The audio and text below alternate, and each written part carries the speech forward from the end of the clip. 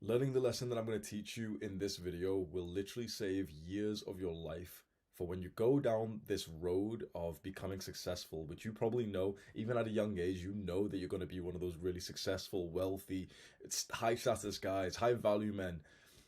There is a trap waiting for you. And not many people actually speak about this because not many people have experienced it themselves. If you can learn from this video, you will save years of your life. It's been fed to you by social media, movies, Hollywood, TV shows, everyone on Instagram, TikTok, most people on YouTube. When you look around, you see this normal definition of success. What is it? What do most average normal people think success is? And then what do you think it is? You're going to have to learn the lesson that we cover today at some point if you become successful, right? You're going to have to learn it. And hopefully you can learn it now in the next hour rather than actually it hitting you, you realizing it too late, and then you needed to change a lot of your life and actually have to go through some mental turbulence as I did to learn this lesson. There's a quote which I absolutely love. Men learn from their mistakes. Wise men learn from the mistakes of others. I made this mistake myself. I hope that you can be the wise man and learn from me. So you're here to learn and you're here to focus. I don't want you to treat this like a normal YouTube video when you've got multiple tabs open and you're like already skimming across. Okay, let's just get to the quick part, or you're already looking at the comments or the suggested videos. You're here to learn. If you just wanted some quick casual video to watch whilst you're eating, or to, just like check your phone with or something, go watch a Mr. Beast video. If you're gonna stay here, you promise that you're gonna give this your full attention. Otherwise, there's no point. If you really want this video to help you, you will give it your full attention, and it would be way better for you if you watch this video rather than just listen to it, because there's a lot of visual stuff that I really need to show you. And by the end of this video, you're also going to find out why I'm back here in my parents' home, why I moved back here at age 25 with 1.5 million subscribers and like a pretty successful business. Why have I come back here, and why have I lost the success that most people define as success? You're going to understand what that means by the end of this video, at some point in this video when I explain. First of all, this is just, if you're very interested anyway, this is just what it's like being like a YouTuber who's got 1.5 or 1.7 million subscribers. That screenshot on the left is just on ClickFunnels, where I sell my online courses. And just on the month of March, it was 4.9K. And I'll repeat that again, on the month of March. It's March 3rd right now. And I took that screenshot, I think it was yesterday as well. So on the second day of the month, I had already made $5,000 just from selling my courses. And then on the right is just like a little screenshot of me messaging it to Andrew Kirby, who's become a friend of mine now as well. This, again, if you're interested, YouTube stats. I don't know why I put these here. I just figured that, you might, a young man who's talking about success and stuff, you'd probably be interested in just seeing, okay, just, I always found this really helpful when YouTubers would show me their real statistics. This is what 1.7 million something subscriber gets you. So $20,000 of AdSense. Just ignore the 2 days there where it just dropped to zero. That was just like a problem with my AdSense account. But averaging about £700 per day on this YouTube channel. And you can literally see that I've posted twice in the last month. So I literally I didn't leave YouTube. I said, okay, I'll make a video when it's relevant and stuff, but I'm not going to post every single day. I stopped posting every single day, and I still make it's quite consistent. You can see that line's pretty much there, £700 a day. That's almost like just in cases if you're interested, but also just for this thing of like, oh yeah, just please, believe me, please. I'm not broke when I moved back home to my parents' house. If you're interested, right? We've got to speak about the Mexican fisherman, and this is a story that I absolutely love. An American investor goes up to a Mexican fisherman who's finishing his day of work at noon, like halfway through the day. And the fisherman looks proper happy. He's caught like 4 fish, and he's just gonna, he's like docking his boat, and he's like excited to go spend time with his wife and everything. And the investors, they're looking around for business opportunities and everything. And he asks the fisherman, "Oh, like, what are you doing? Like, are you just taking a break, or like, why are you stopping right now?" And the fisherman says, "Oh, well, I've got more than enough for today." And the investor looks at him like proper confused, like, because that's not like his culture, is it? So he thinks to himself, like, wait, why would you just, like, why not more? So he says, no, no, no, like, you should go out and you should make more so that you can, like, save up. And then the fisherman thinks to himself and says to the American investor, but why? What's the point in that? And so the investor says, well, if you save up a bunch more of the fish and make more money, then you can keep scaling up, and then maybe you could hire your first employee, and he'd go out to fish for you. But then the fisherman says, "Oh, but I enjoy fishing." No, no, no, because if he fishes for you, it's outsourcing, and then you can get the money, get the profits, and then employ more people to fish for you, and eventually you've got like 10 boats outside. And then the fisherman says, "Okay, well then what?" Well, then you could upgrade these boats to ships, and then you could have your first big ship, and then you could get like 100 times more fish. And then what? And then you could get multiple ships, and you could even change this. Instead of just being a fisherman, you could own your whole shipping company. And then what? Well, then with your shipping company, it'd be too big to be here. So then we'd move you to America. We'd put it onto the stock so that people could invest into your company. And then what? Well, then you're gonna make lots and lots of money, and then you'll make the millions. And then what? And then you can come back here and spend time with your wife and take the day off at noon. When I first heard this story, it really moved me. My father's a taxi driver. I worked in a call center, and I also worked in a homeless accommodation in night shifts. So at night time, like I literally at 1 a.m., I'd go to this like rundown home where homeless people were staying there. And it's very idyllic to think about an escape from that life. I will say though that we need to give a bit of a disclaimer for this story, like a bit of a more of a realistic story. I think I actually have the yeah. In reality of this story of like the poor Mexican fisherman who's really really happy. In reality, it's like being like very low on the wealth scale will lead to problems like this where your children need to maybe eventually leave the country, where your wife maybe has some kind of sickness and he can't afford to pay for it. So don't take this the wrong way. This is not me saying, yeah, yeah, we should all be broke, guys.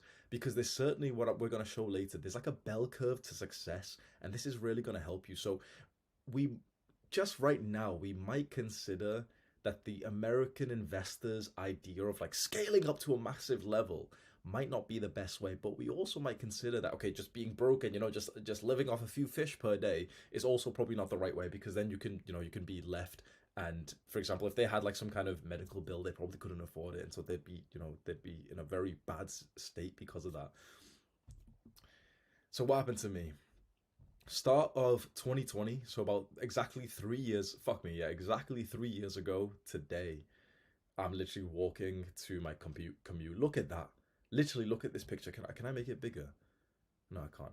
Look at that picture. This was my daily commute to work. It looks like not a war zone, but it looks like fully run down. It looks scary.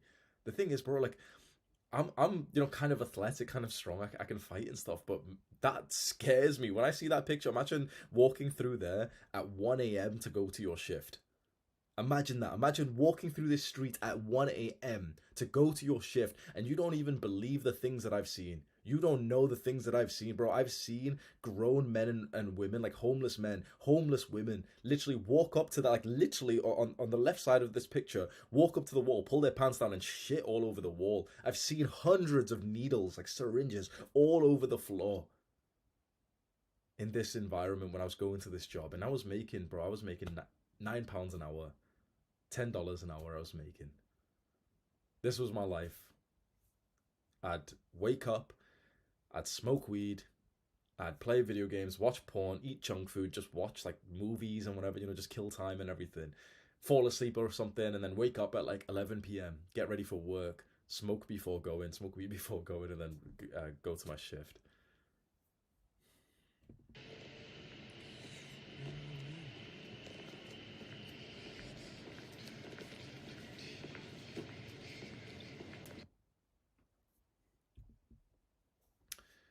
And around the same time, so about this time, like early 2020, I believe this video here was from Christmas.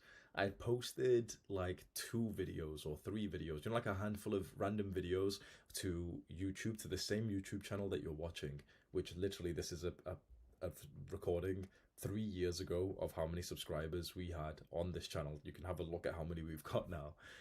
And the start of like my entrepreneurship started coming in, and I started to weigh up these options of making money online. And so I posted like a bunch of videos, and I spammed them onto like Facebook pages and Reddit and everything, and so we got like our first 40 subscribers. All right, averaging 1 subscriber per day. So watch this video in a year and I should be on at least 400. Then a good few months later, so this is around August. Yeah, this is August now. So from that video I just showed you with the 40, I estimated that it'd take me like a year to get to 400. It took me what is that, like 8 months or so. 403 subscribers on the 10th of August. 403 subscribers. Bingo. On the right, you can see my first ever payment, the first ever way that I made money online, which was from Skillshare. The $41.41 that they sent me, $10 or $30 was from referrals of people who I sent to Skillshare. My dad, my sister, and the girl I was dating at the time. And the extra $1.41 was because the girl I was dating watched all of the course and that paid me like AdSense or something. And this was my first ever bit of like online income from YouTube around 2 years ago. So at the time, let's say around August of 2020, what happened was I was living in Manchester, and I was going to that job depressed and like literally all the bad habits and everything. And in May of 2020, I decided to just literally move back home to my parents' home. So this was about 3 years ago. Moved back home here. I got onto self-improvement fully. I got into monk mode. I got onto dopamine detox. Literally, I was doing like the whole lot. My phone was like black and white. I was following like this timetable, like this military routine, waking up at 6 a.m. every single morning, productive, no weed, no drugs, no junk food, no nothing, literally just waking up, productive. I've explained how I was able to just suddenly change my life around like that, like my habits in other videos. But just for this part of the story, all you need to know is that I was incredibly happy, healthy, productive, focused, distraction free. I didn't have anything that plagued my mind. I moved back home. I had no expenses here, so I didn't need to work a job anymore. I was on government welfare. Like in the UK, we have this thing called universal credit, and through COVID, it became quite easy to get on it. You didn't usually, you have to go to like the job center, you have to go to like some building and apply there, but they made it like quite easy to get on.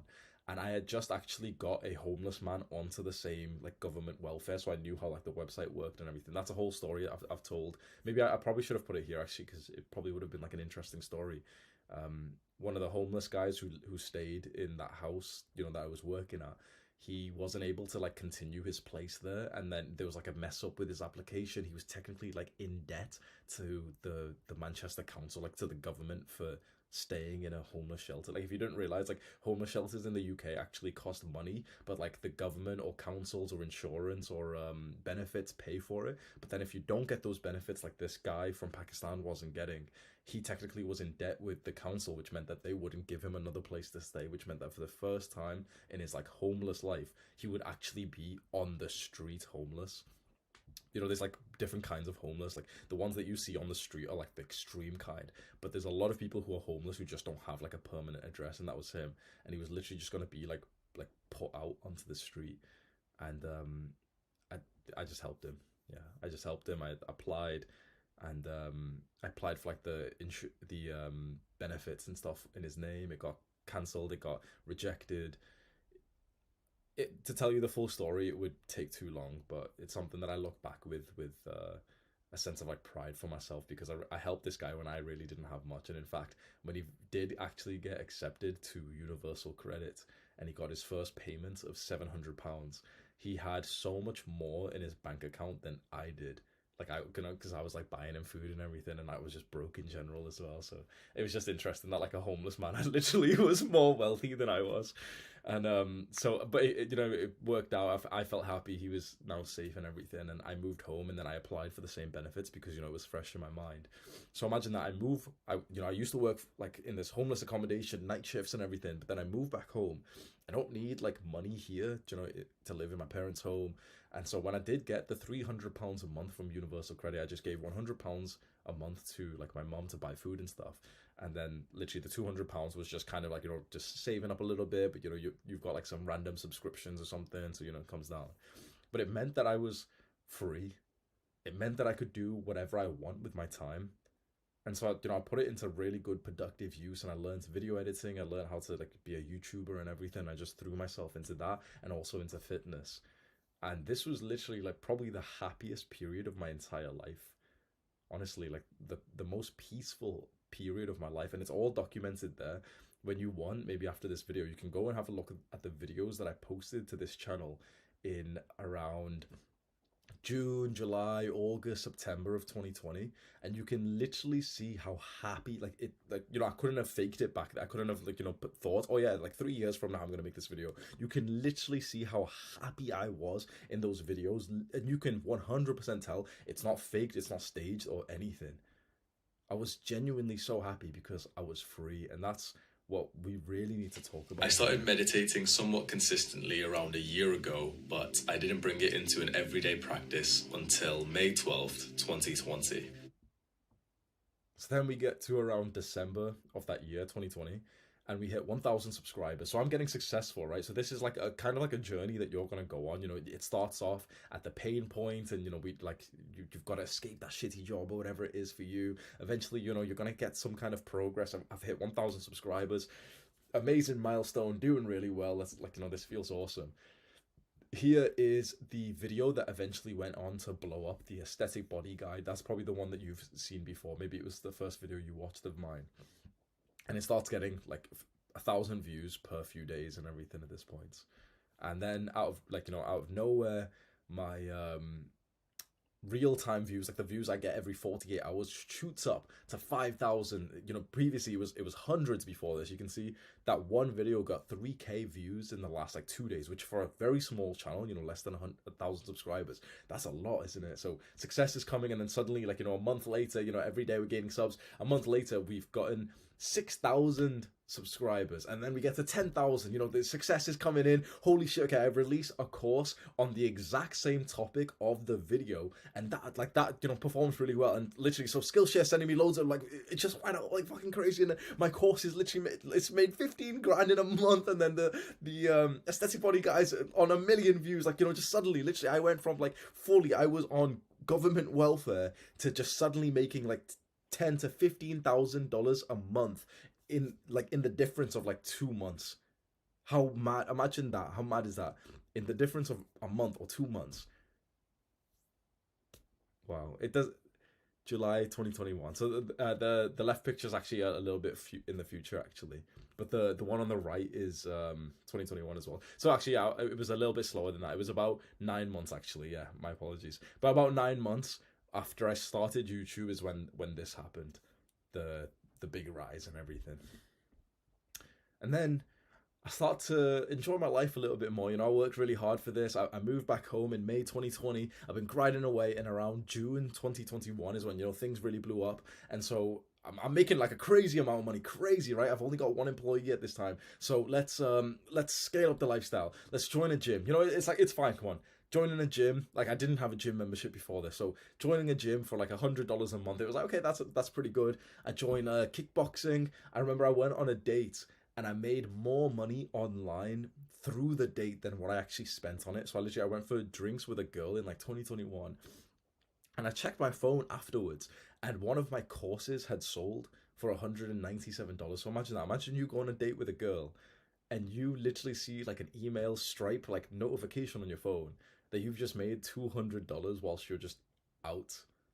Like you weren't even working. Like it was blowing my mind. I started taking trips. I sign up for kickboxing and I start training there 3 to 4 times a week. I stack up money in the business bank account, the profit, for like emergencies and everything. I get more employees and I pay them really, really well. I'm having an awesome life, feeling really successful. This is awesome. Before this, even though I was really happy, it's like, I was missing some things. I didn't get to train like martial arts. I literally couldn't afford to go to the kickboxing gym or anything like that. I couldn't even afford to go on to like dates where you actually had to spend money, which was never really a problem because I found other ways. But this was like a nice lifestyle upgrade. It was kind of, needed. It was good to like stack more in the business bank account and everything. It's good to employ more people and stuff. This was good. But then around this point, 10, 20, 30,000 subscribers, I just start scaling and scaling and scaling. I want more. So that first lifestyle upgrade from like, total peasant on benefits, can't even afford a gym membership to, getting it, and then kickboxing and everything. That's a really good upgrade. But then I want more.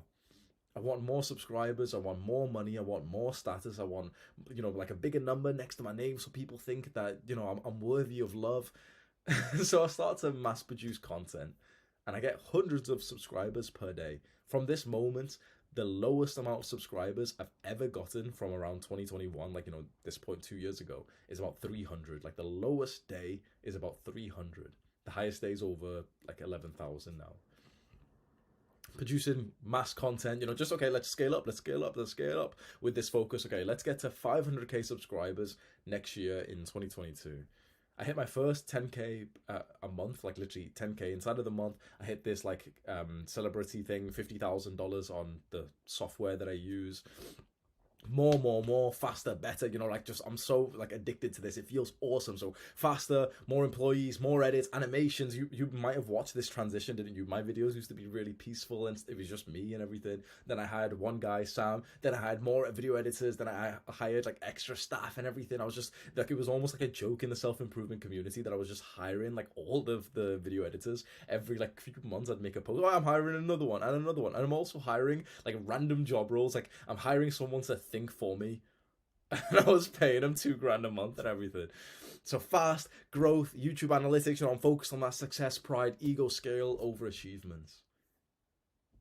You're gonna hit this, and you might, as a young ambitious guy, you might be watching this thinking, wait, Hamza's not a pussy. Is he? Like, why is he talking like this? Like, but that's a good thing. That's a really good thing. You're making more success.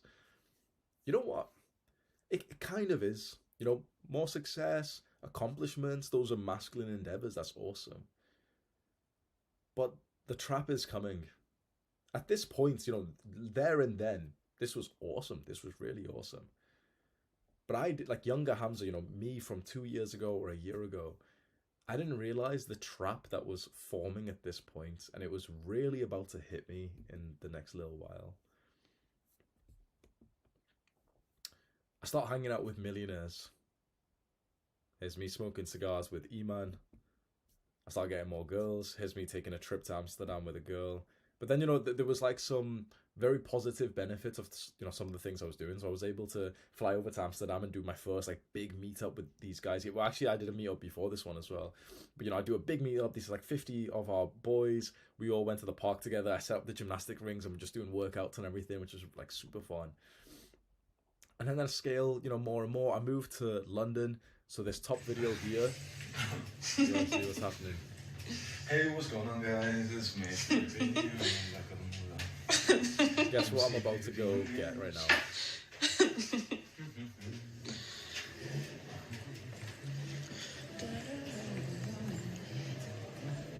Oh, hang on, sorry.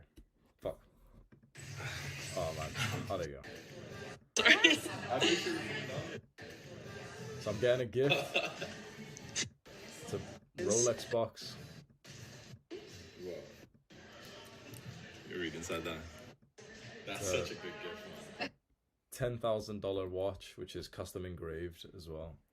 And then, yeah, the bottom right picture is in London, and that big circly building is the one that I was going to get an apartment in, and it was going to be $5,000 a month.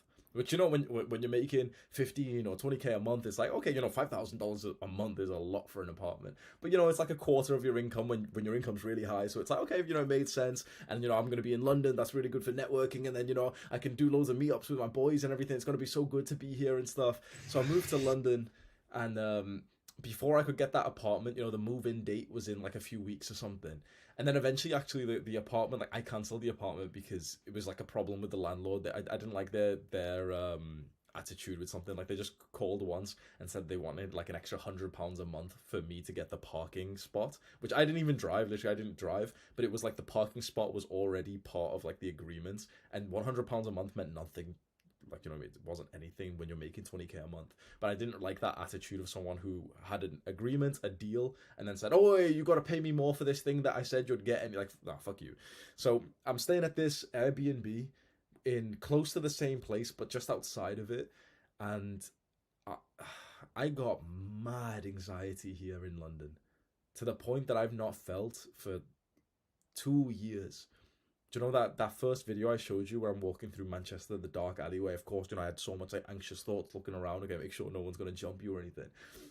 And when I moved back here to my parents' home in this, like, you know, this lovely place where there's a bunch of schools and everything, all of those like anxious, negative, paranoid thoughts just disappeared. You know, I was really into meditation and, you know, being around the nature, and it's just like a safer environment. Go back to London. Literally, first few days, see someone getting robbed. A few weeks into staying into this place, look outside the window because I heard like the screaming outside, and like a poor like Deliveroo, like Uber Eats driver is getting robbed and like beaten up by like two guys and everything. And, you know, it makes you fucking paranoid, especially like with the reputation that London has as a city. That there's a lot of like stabbings and crime and everything. This is the bed that I slept on, and that's a hammer that I kept next to the bed. I didn't put it there for this video or anything, I promise you that. I literally used to keep this hammer next to my bed. I recorded this because I knew that I'd end up speaking about it loads. I literally slept with a hammer next to my bed. But, you know, London's an amazing place. It's an amazing place for networking. It's so good for networking. And, you know, if someone wants to do a podcast, I'll be able to do a podcast with them. Then I moved to Dubai. So I was in London for a good few months. You know, I was thinking, okay, should I get like another apartment here, whatever. Okay, so eventually I decided, okay, I'm going to get out of here. 0% tax. Dubai's really safe. You know, it resonated with me. So I moved to Dubai, got this awesome apartment. This apartment was really expensive as well. Look at this. Look at the view of this place.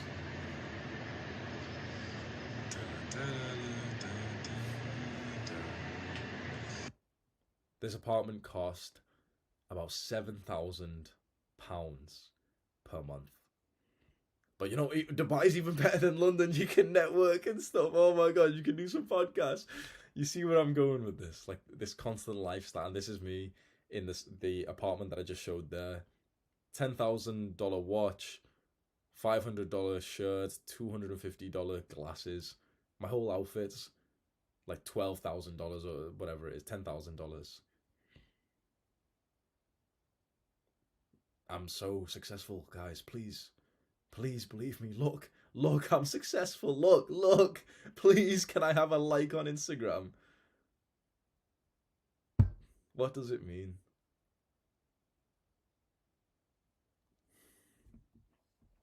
There was positives of being in Dubai. I made an awesome friendship group. Awesome.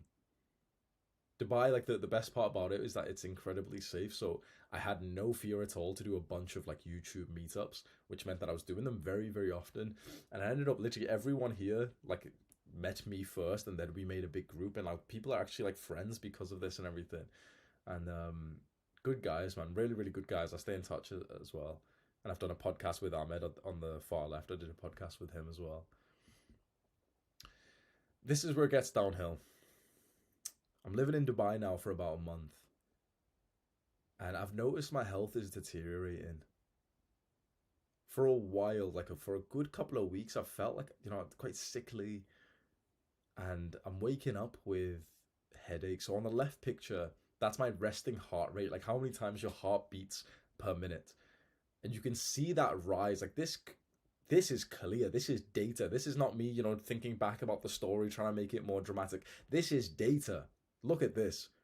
So before this, my average heart rate was about 57. That's what it's saying there. 57. Look at the shoot up as well. Up to 70. That's about 15% increase. And on the right is my heart rate variability. That's like a thing which most people don't know about, but that's actually one of the best indicators of your health. Heart rate variability. It's like one of the best like metrics to track your health. And you can see the average was about 56, which I was at. Just maybe I was at like 55 or something in October. So heart rate variability, the higher the better, right? The lower the worse, right? It went literally halved. Halved. These stats of what the difference was in just 2 months is about the equivalent of if I got obese. I didn't get obese, but like it's about the equivalent. Half.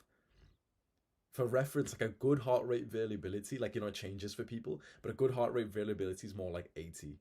My girl has about 140. Like, she's a healthy motherfucker. 140 she has, right? I put this tracker, I put it on her once because I was like, no, there's no way that this is, you know, it can't be this bad. Like, if it shows her as bad, okay, fine. Put it on. It's like just one random day. You just see it on my data. Just one random day. Every health metric's amazing. I'm like, you damn you bitch, bro. So I'm waking up with headaches every day. And for a while, I thought it was just like caffeine withdrawals or something, but I was still drinking coffee, so I didn't even know why that was happening. But I was waking up with brown, bloody snot coming out of my nose. Interestingly, my girl actually had the same thing when we were in London, and it would happen to her sometimes in Dubai as well, but then it started to happen to me really often.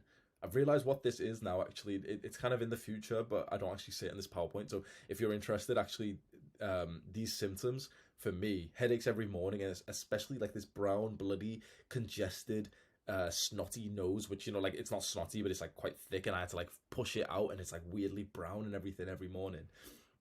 This is actually from air pollution.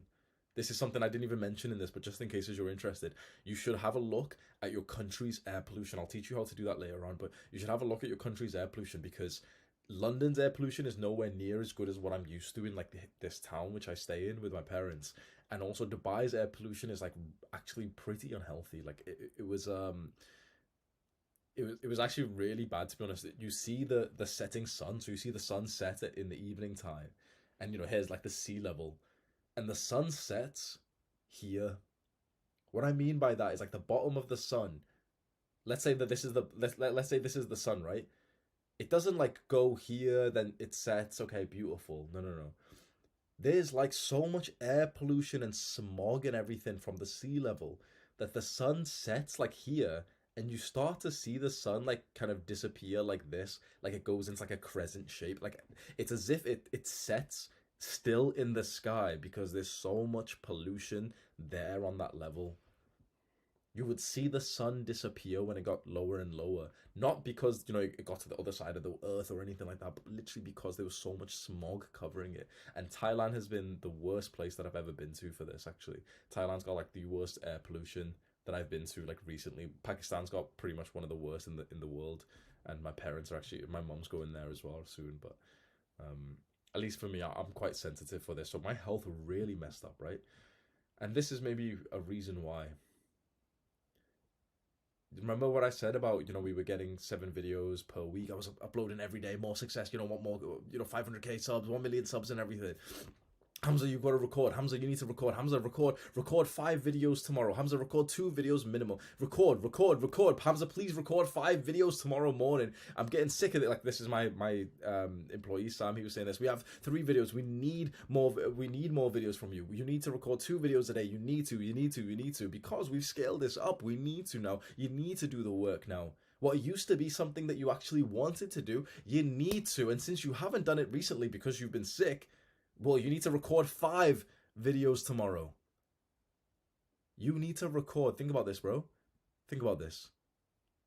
You've got a headache. You've got brown, bloody snot coming from your nose. You need to record 5 YouTube videos. And let's say you didn't do them because, you know, sometimes it's quite overwhelming, right? Well, then you need to do 6 tomorrow. So suddenly this success that I had built This machine that I had built, which was so effective at getting to this goal of like 1 million subscribers, 1.5 million subscribers, suddenly this machine turns back on me, and I need to like, I'm the slave to the machine now. I set this content production machine, which you saw the success of. It was amazing success. So much success. So much validation. Amazing. Oh my God, Hamza's YouTube success is amazing. And I'm there with a fucking headache, with a heart rate variability, like health metric, that's as bad as an obese person. Oh, but your success is so inspiring. Is it worth it? I sacrificed my health for this. Look at these messages. Imagine you were receiving these messages. How would you feel? Couple that with like losing your physical health and also your mental health. Now, you know, we're going to be masculine. We're going to do the hard work, especially when we don't feel like it. And the thing is, bro, you don't realize, right? This isn't like one day or anything. This isn't even a few days. I uploaded a daily video to the channel for over a year. For over 1 year, we actually didn't miss any uploads. For over 1 year, we literally uploaded a video every single day, and some days even 2 videos. Who do you think recorded them? Just me. You know, no one else was on the camera. It was literally just me. I had the productivity for that. So, you know, do the hard work, especially when you don't feel like it. Bro, I was. But it got to a point when I literally just couldn't keep up with this. But we've got people, we've got employees, remember? I scaled up, you know, more employees, more editors, more animations and stuff. And this is the interesting thing, right? You know, we got really successful. At this point in Dubai, we were on like over 1 million subscribers, right? But the expense of this channel was really high, and you'll experience this, right? Even if you're not a YouTuber, this would actually be applicable to you. There comes a time when the cost to maintain your success becomes so high because of what, like, the level that you've got to, that it doesn't actually, like, it's not actually profitable anymore. Every single day, our expense of the business was over £1,000. Our videos and the animation required in those videos was very, very expensive, right? So video editing's not that expensive. Like, at most it should be like $100 or something, you know, for like a normal like talking head video.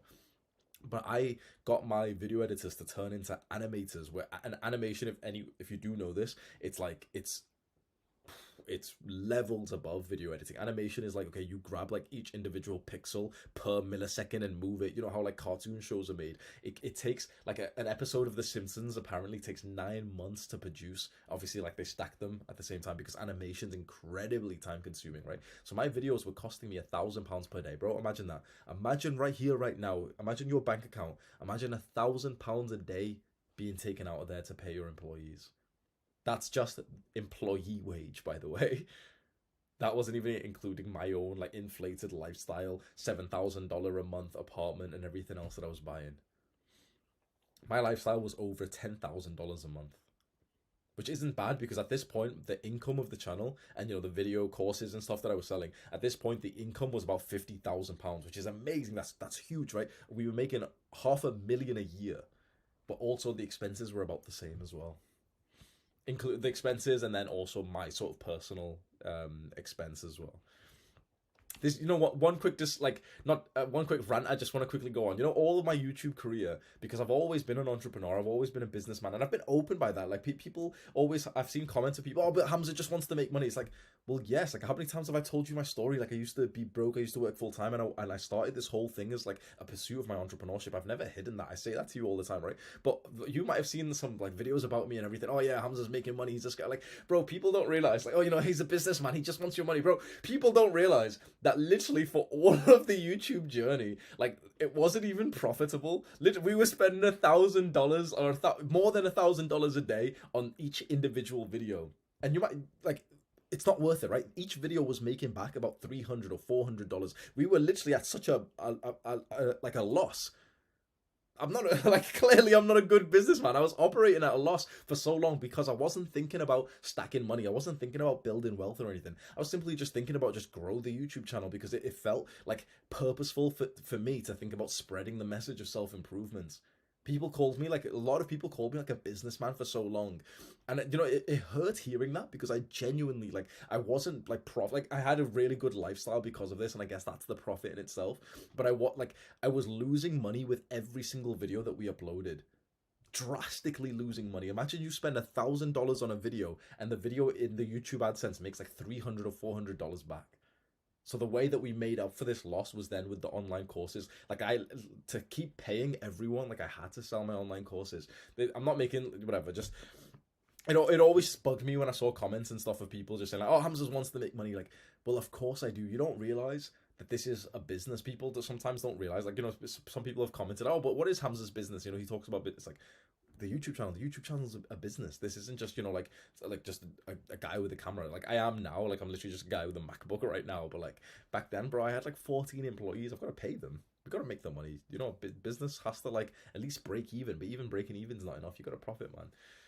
I focused entirely on growing my like status and my clout and subscribers, and it became this huge machine that was like eating me alive. What I wanted from the start was an escape from the life of working for someone else, of going to the late night shifts which felt unsafe. I wanted freedom. I wanted safety and health.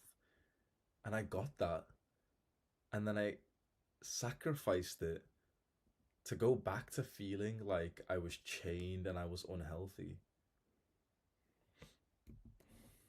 You'll want to avoid this trap. So I got to the massive success, 50,000 a month income, 1.5 million subscribers. And for what? Where was the freedom? Where was my health? Well, it was left behind in a special sweet spot of success that literally no one speaks about. No one has ever mentioned this phrase to you before. There is a sweet spot of success, and that's what I'm going to tell you specifically about very soon. Need to record 5 videos tomorrow with a headache. My focus was divided on so many things. You know, with the new lifestyle you got to pay for, with all the employees you need to manage, that I didn't get to focus on the things that really mattered, which was just making like good videos. And the desire for wanting more and more success actually cost me more and more. So this is what we can say is the bell curve of success and money. Yeah, this is what I mean by the sweet spot, and this may be one of the most important lessons you hear if you're definitely going to become successful, right? There's a bell curve. You know how bell curves work, right? Like this, right?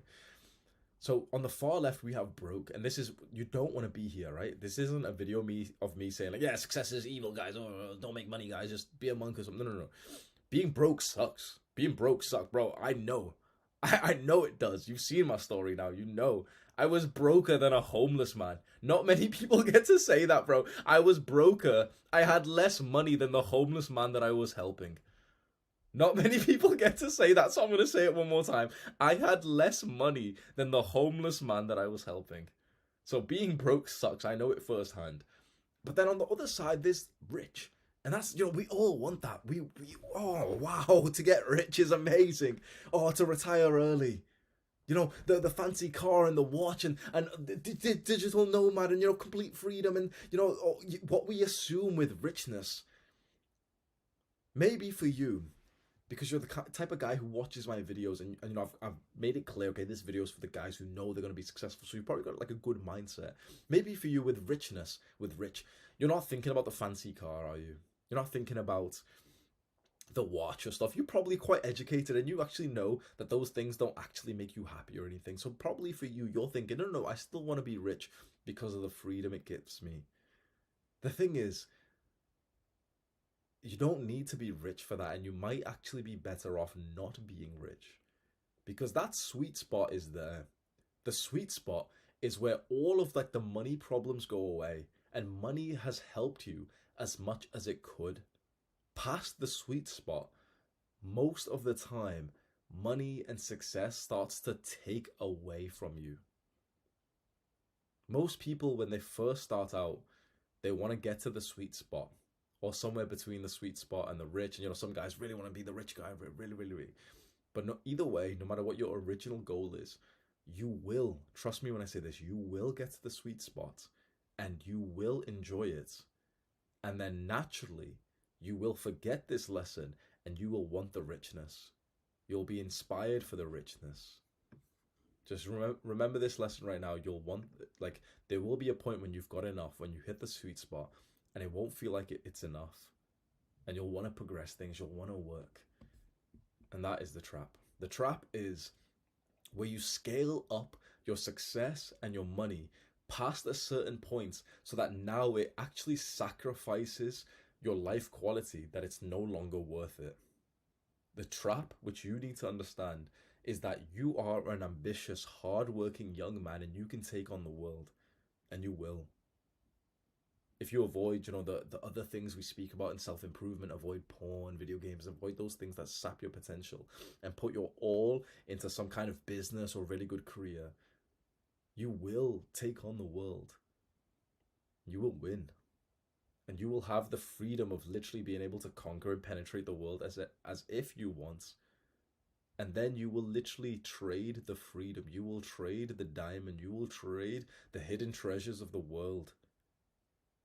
You will trade the experiences that you would have looked back on and smiled with a tear in your eye as an old man. You would trade the smile of your giggling daughter for more success. This is the trap.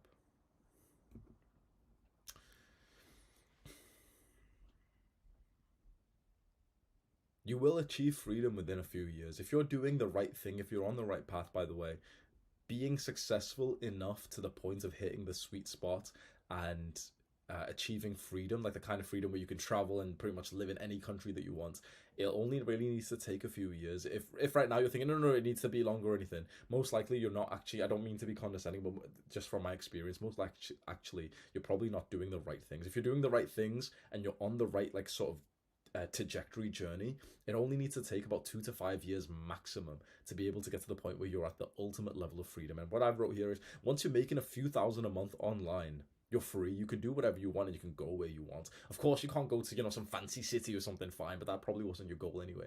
When you're making a few thousand a month, you are free. You're free. You get the success that you wanted, the freedom that you wanted, the extra time back. You get to leave the job and then you get sucked in. Then you see Andrew Tate's money and it's so flashy and oh my god, he's so rich and he's telling you to get rich. Then you I've never done this, but you set your dream car on your phone lock screen. I know some guys do that. I always found that cringe, to be honest.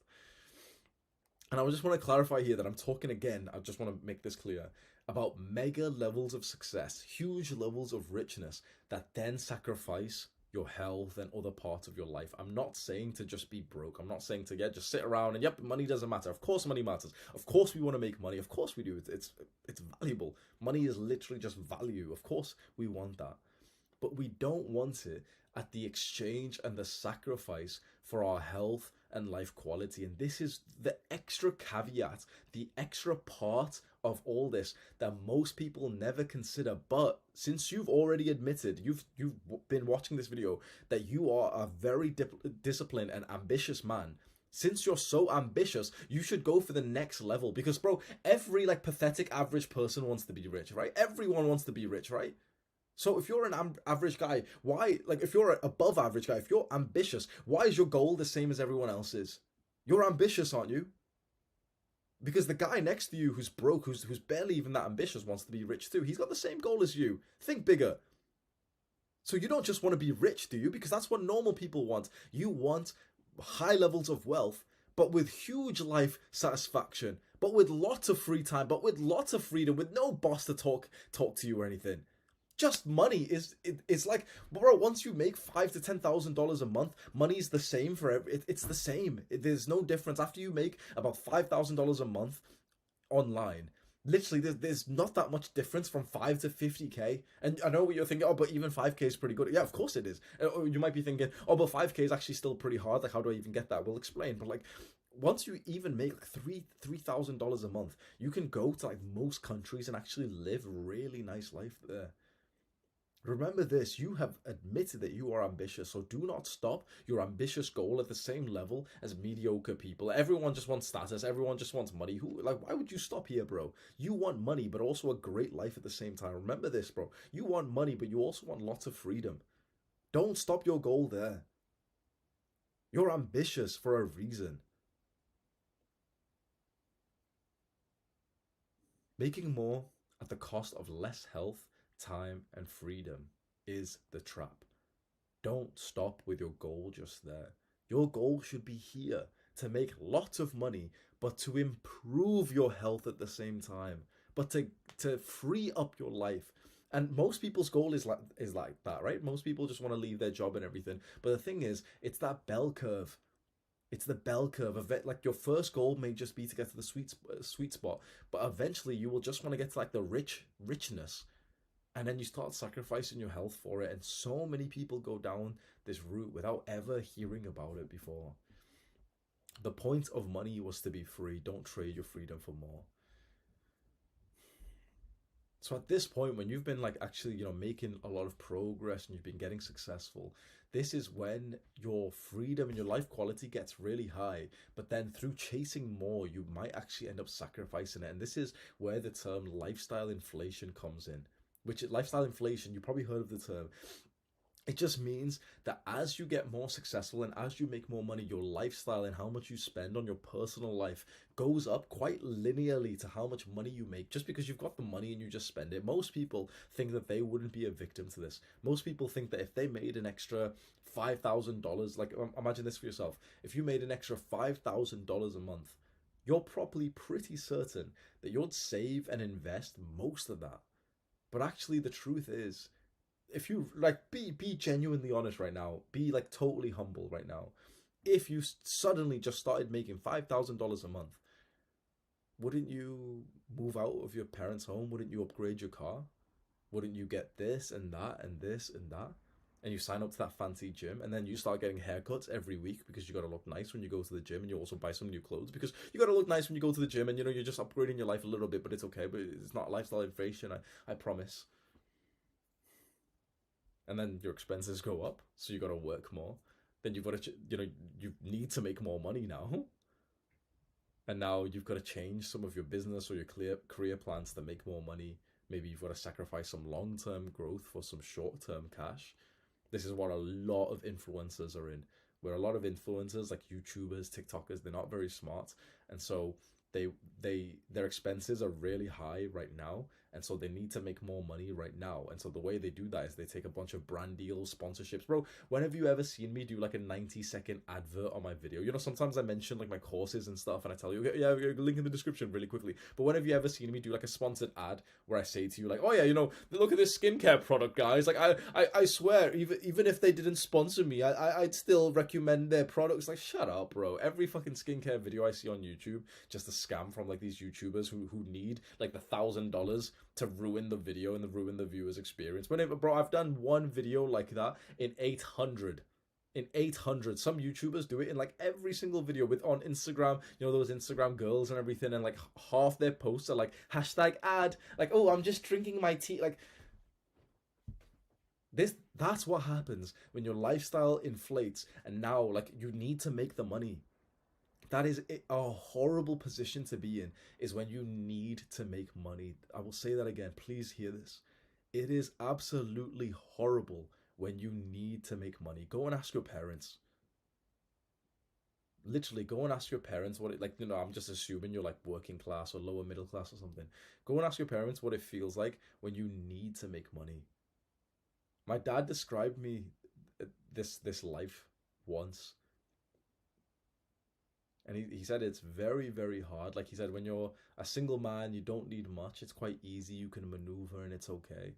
But he says when you have a family and you have like the bills, the mortgage, and you need to make the money, then you don't really have the time or the mental freedom to be able to develop something that lets you escape from that lifestyle.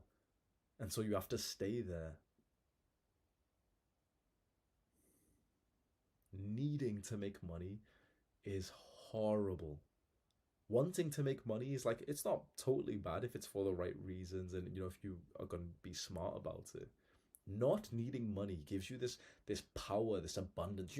Abundance mindset, don't you? Not wanting the girl usually makes her want you more, doesn't it? What if we were needy towards the girl? is she gonna like us more or less? Of course less, right? Being needy to girls is a bad thing, right? Well, being needy to money is the exact same thing. And the way that you're needy to money is that you keep spending too much so that now you need more. And just like girls run away from needy men, money runs away from needy men exactly the same. Money and girls work very similarly. I'm telling you right now, most guys that you've seen, online in like the pickup artist space and everything, most salesmen, it intertwines a lot. A lot of guys know this in the space.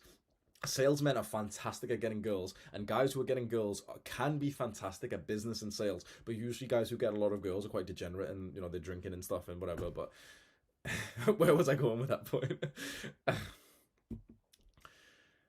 And so, okay, well, you need the money to scale up. Okay, let's get bigger status and everything. Let's make more money. Then suddenly you've got to manage your 10 employees.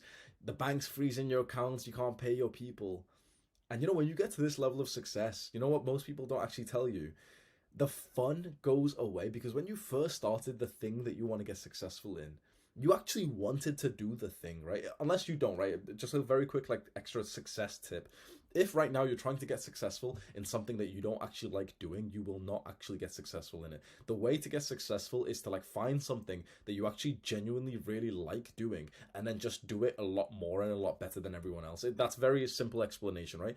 But like I started, for example, I moved back home, and I had total peace of my my routine and everything, that I just like literally learn how to edit a video. I'd learn how to speak on camera, and it was just like peaceful. It was fun. And I'm not saying to you, oh yeah, let's go play, everyone. Playing is actually like quite beneficial for the brain and everything. Andrew Huberman talks about this. But you used to spend your time, like, on the lower levels of success, you spend your time doing activities that put you into a flow state. You spend your time doing activities that genuinely make you feel alive and like conscious, that take away those like bullshit thoughts from your brain right now. And that feels beautiful. But then if you get to this point of these higher levels of success, like $50,000 a month, 100, like, that's an extreme level, right? But if you get to the point of like being a millionaire or something, suddenly you're not just the guy who wakes up and sits down and just does work, and it feels really nice to work and everything. You suddenly have got to manage like a team of 15, and that's like your work task. Suddenly one of your work tasks today is to deal with like the bank freezing one of your accounts. One of your work tasks is to decide whether to like leave the country so that you can still like pay 0% tax. You start having to deal with like residency stuff. You start having to act like more of a CEO rather than like the businessman or the athlete or whatever, who just wanted to do the thing that he loved and make good money whilst doing so. And this is interesting. So this is, who this is, right? This is Khabib and this is Conor McGregor. Even if you're not like a big fan of MMA, I think you'll find this really interesting. So you'll want to avoid this trap. So this picture on the this one here, Khabib versus McGregor, this is in the future of this one here, right? So Conor's here. Some like MMA fan might say, oh well, this date was actually like, bro, I'm like, this is just me like giving an example. I don't know the exact date, or oh actually that was number 7. Shut up, bro. Just relax. So this is Conor McGregor. He's training hard in the gym. He's hard in a sweaty gym, and he's focused. And he wins. He gets massive success, right? So he worked really hard for this level of success. He's got the double belt, and everyone's looking at him. He feels awesome. Big smile on his face. Huge success. What's going to happen next? Well, he's going to enjoy the success, isn't he? There he is with some girls. Bottom left picture is him when apparently he drew out like a bunch of 20-pound notes and just started like throwing them at people. And then on the top right, he's in like Ibiza or something. Look at me, I've got the belt, everyone, please validate me, show me that I'm worth love. Bottom right is like, oh, success, look at me, like everyone's looking at me, I look good, I've got my teeth done and everything, looking nice, isn't it? This is what success can lead to for a lot of people.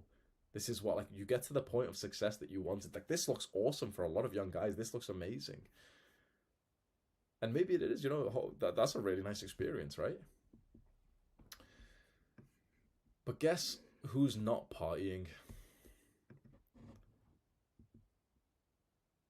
Khabib. You see, whilst Conor McGregor's, he achieved massive success, and then he started to enjoy the success a little bit too much. There was another man out there who was still training in a hard, sweaty gym and who was focused. And now they're going to have to compete against each other. And who's going to win? Who's going to win between you and your competition? When you maybe have the desire of, reaching a really good level of success so that you can party a little bit more, so that you can, live in this place, or you can do all these other desires. Who's going to win? Because the guy who wins, I'm telling you right now, and you'll see this in UFC, in every sport, you'll see this in business. The guy who's going to win is the guy who literally is in like a fight camp, but all year round. It's the guy who doesn't like go off the fight camp and start drinking, and after the fight's done or anything. It's the guy who genuinely just like does that hard grind mode every single day, because that's actually how he wants to live. Too much success can distract you from that. So Khabib versus McGregor, who's gonna win? Who's gonna win between these two? Look at the pictures right now. Who's gonna win? And I've just put a disclaimer there that, of course, both of them went into a fight camp. I don't know exactly how the specifics work, but like both of them would have went into a fight camp to really take seriously. Conor probably stayed sober through it, but his competition didn't party weeks before the fight camp started. And if anything, Khabib's fight camp seemed to have started when he was like 6 years old. You can't win against a guy who isn't like celebrating his success, who needed nothing more than literally just the act of doing the thing, who didn't need the success. Who's gonna win between you and your competition? Because this is what it comes to, right? You have said multiple times, I've asked you so many times, you're watching this video because you think you're an extremely ambitious man who's going to become successful, right? So you do realize what success actually means, don't you? It means beating your competition. It means that there is another man out there who has the exact same desire as you, who wants to do the exact same thing as you, who wants the reward of the exact same thing of you. If he's working harder and sacrificing more, then he will win, and he deserves to. And he deserves to take the reward that you wanted. And that could be your future wife. That could be the house that you wanted and the financial safety that you wanted. Remember that life as a man is a competition. So who's going to win between these two? Who do you think is going to win between these two? Because this, like right now, you're answering the question of man's search for success.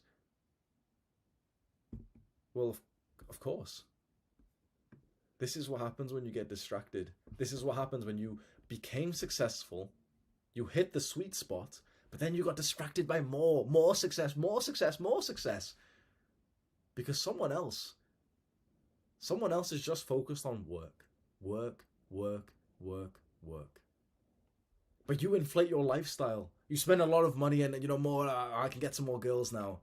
This is exactly what I did. And you get distracted.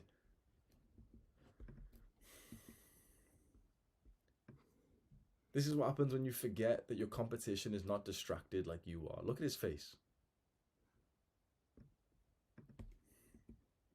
When you let success stop you from being focused. This is pure primal stuff, This is literally just two cavemen. And in the modern day, we've added the cage and the referee and stuff. But back 100,000 years ago, there was no tapping out. There was no referee. The other man, your competition, wouldn't have stopped because you tapped him. He would have snapped as many of your limbs as possible, left you like a weird-looking creature on the floor. And the last thing that you would have seen before your eyes close is him walking towards your woman. That is the reality of man. When you get distracted, when you lose your focus, when you lose the thing that was developing you in the first place. Okay, when I catch his neck and I choke him, like he tap, it's like, and I think, hey, you bring like thousands of people from Ireland here, on different part of world, and you tap in front end like, and you talk about like about warrior or something like this. How you can tap? Go sleep. How you can tap? How could Connor tap? Can you answer the question? How can you tap? Well, this is how. This is why. This is why you tapped. Simple as that. This is why you tapped. And of course, okay, some UFC little nerd is going to come in. Actually, the top right pictures from 20... But you get the message, bro. This is why Connor tapped. Because in the fight camp, they were both training as hard as they possibly could. But it's what he did the weeks and months before the fight camp. It's like, you know, if they both did a 3-month fight camp, the thing is, Khabib's fight camp was probably more like 6 months or 12 months. Whereas Connor's was actually like 3 months, right? That's my speculation. Of course, I'm not some like professional. I don't like research this shit or anything, right? But this is relevant to you because wanting too much success and money can really fuck you up. You've got to make sure that you control your desires. What is it that you desire? And why is it that you desire this success? Because if your desire, your goal right now is that you're working full-time, you're working some job that you don't like, you know, this commute that you have to take to work, public transport, it's depressing and stuff. Okay, fair enough. A good desire is to leave that job and to be free and to make money online. That's actually a really good desire, fine. If your desire was like mine, I was working night shifts in a homeless accommodation where I genuinely felt unsafe and I wanted to make literally $2,000 a month so that I could be away from that environment. That's an awesome desire to have. Okay, fine. You might not be there just yet, but the thing is, you will achieve those goals because you are this ambitious guy that you say you are. Well, you're going to achieve the $2,000 a month. It's going to take you like a year to get there. And then you're going to think, okay, well, 10K a month, because then, you know, I'll be able to stack extra money in investments and savings and help my family. Okay, fine. That's still a really good desire to have. Get to 10K a month. But then, right now, you're certain this isn't going to happen to you, but hopefully you can just have the honesty to admit that it might, because, you know, when I was in your position, I didn't think it ever happened to me, so I hope that you can learn from my mistakes here. I was quite certain that this stuff was never going to happen to me, and yet when I made 10K a month, suddenly I'm dreaming of more and more and more and more. I had everything I ever wanted, but I needed more. You don't need as much as you think to live the ultimate life. I'll say this again. Honestly, bro, you need like $3,000 a month online and you're absolutely fine. And if you can push that up to like 10K a month, that's amazing. You can stack extra money in cash and everything. And then you might wonder, okay, but what about passing money to your family though? What if you save up like a bunch of money and then you can give it to your family, whether right now or, you know, once you pass away, and you can give like generational wealth or anything. But this doesn't actually work. If you've looked into any of the research for this, and if you just use like, you know, common sense, giving money to people doesn't actually do anything, because your wealth, like how much money you have, is just a reflection of like the rest of your life decisions. And so you can pump money into someone, but that's not actually going to help them, because with enough time they'll be back to where they just started with. Do you know what I mean? Money is constantly flowing. A really smart multi-millionaire can lose all of his money, but it wouldn't seem unlikely for him to make it again, would it? Like, you've heard this story, like you probably can remember, you know, loads of times you hear the story of like the millionaire who loses his money and then he gains it back again. You hear that shit all the time, don't you? But then guess what you also hear, and you know this, you've heard this so many times: the broke, average, quite stupid person, mediocre person wins the lottery and then becomes quite broke again. Giving people money actually doesn't help them. Honestly, it really doesn't. So passing money to your family is like, it doesn't really do anything. If there's one thing you should pass money to if there's one thing you should pass to your family, think about what it really is. Really take a second right now, because as young ambitious men, we've been thinking, yeah, we'll make a lot of money and we'll provide. The thing is, bro, how many children are there who have been neglected by their fathers, just wanting some of, like, you know, their dad's appreciation, time with their father, lessons that they could learn from him, but his father's too busy working in like this big corporate job, and he thinks, yeah, my son's really proud of me, I'm really working hard to provide for him. Is that what his son wants? Does your son want you to make 25K a month instead of 10K a month, but then he sees you less? Because again, once you hit that sweet spot and you're actually free, Extra money's not going to make a difference to your family or to you.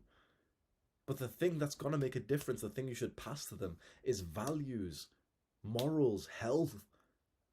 How about you save some of this extra, like, this mindless pursuit of more money to then learn how to improve your health, and you pass that on to your kids? Is that not more, like, better than you just giving them like $300,000 when you die? There's people a lot smarter than you and I. There's people who are billionaires, right?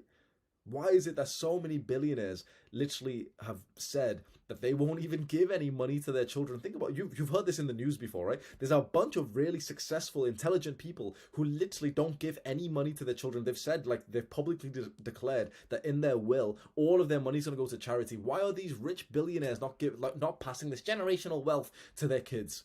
Because they're smarter than us, and they realize that it's not going to actually do anything nice. It's probably going to be a bad thing for their children, because it means that their child's going to be in complacency. Smart people aren't giving money to their family. So this idea that, oh, no, but we've got to make more, especially in the context of, like, passing money to your children, is a really bad idea.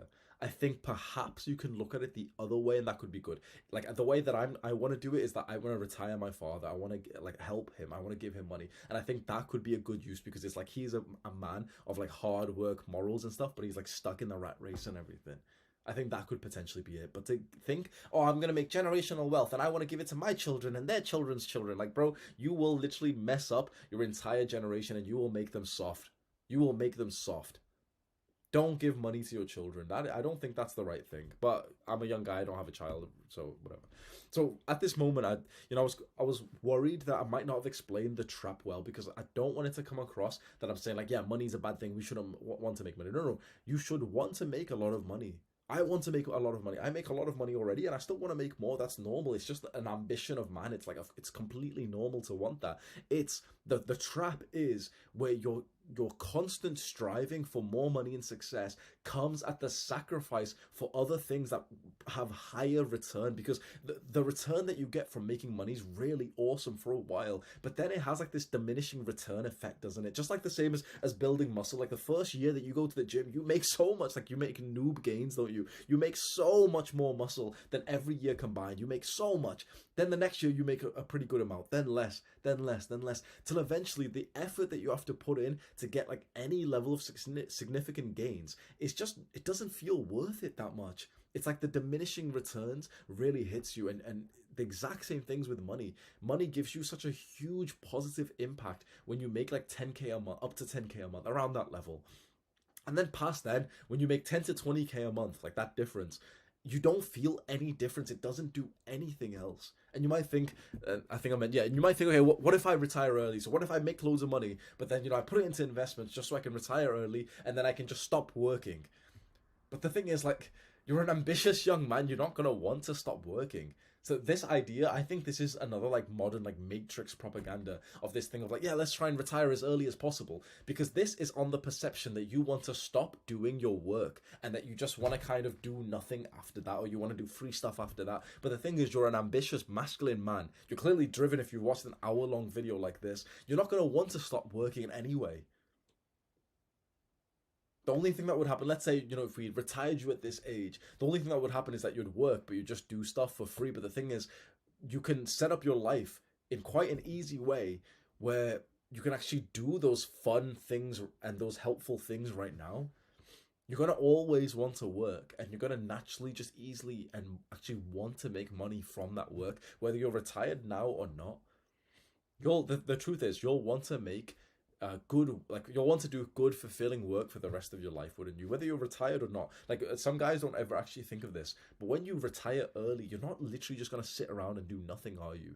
When you retire early, you probably still imagine that there's some kind of disciplined task that you would spend your time doing, wouldn't you? That's the thing that you should turn into a business right now. That thing that you imagine, if you thought, okay, I'm retired, I never need to make money again, now I can finally do that thing. You can literally go and do that thing right now, and I know you think you can't, but I promise you can do that thing right now. And guess what? I guarantee that thing that you think that you'll only do once you retire, if you go and do it right now, I guarantee you'll actually realize you don't even like it that much. That's a shock, and I don't think you'll even go ahead and try. But if you did go and try, bro, you'll like a lot of like wise people know what I'm saying here. You'll realize that that thing that you've been waiting to do for a while was more of like a fantasy that you were like idealizing rather than something that you actually like would love to do. Because if you really would love to do it, you'd do it right now. You're holding yourself back, but you could go and do whatever it is that you're waiting to retire for right now. You don't need to wait till you complete like the game of wealth for that. So remember, make lots of money, that's absolutely fine, but just don't sacrifice your life quality, your time, especially your freedom for that money. Because remember my story? I was living the peaceful, productive life. I was living like the monk mode life. I was literally living hour to hour exactly what I wanted to do, which was literally just work hard. I liked being disciplined. I liked like just the routine, the military routine that I had. But then I wanted too much. I wanted more money, and I didn't realize that I was sacrificing other things for that. And suddenly I lost the peaceful, free life.